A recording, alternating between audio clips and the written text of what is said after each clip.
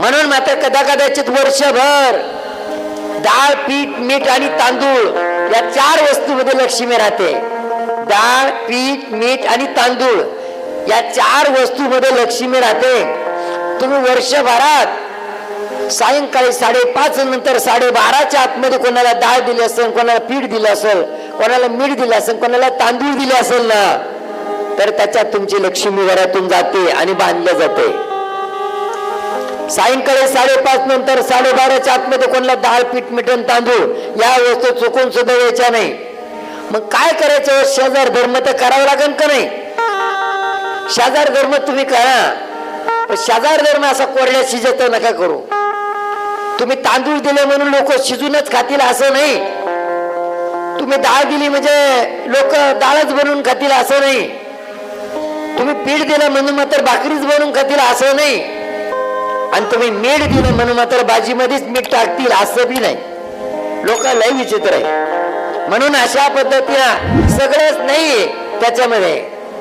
पण यामध्ये तुमच्याकडून आणलेलं डाळ पीठ मिठण तांदूळ हेच आमच्याकडे शिल्लक राहिलं.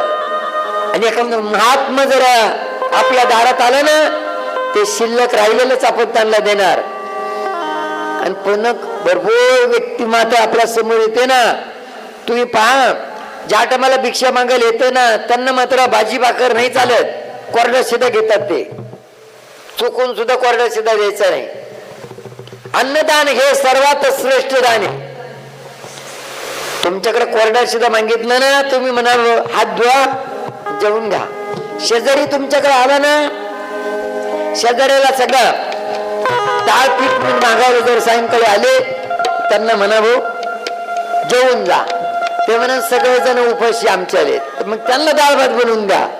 जनसेवा ही शिशर सेवा अन्नदानाची सेवा सर्वात श्रेष्ठ. सगळे जेवले तर तुमच्या परिवाराला मात्र 33 कोटी देव आशीर्वाद देतील.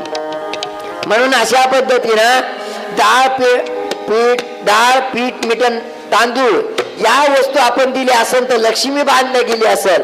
मग ती लक्ष्मी बांधल्या गेली म्हणून आपल्या पाठीमागे परेशानी.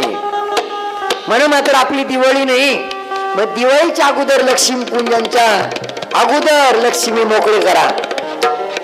मात्र लक्ष्मी मोकळी करायची कशी? कधी कधी होतं तसं ना, एखादंच मात्र तुम्हाला जर गाडी घ्यायची असली तर पैसे जमा करून ठेवले का मध्येच काहीतरी उठून उभं राहत.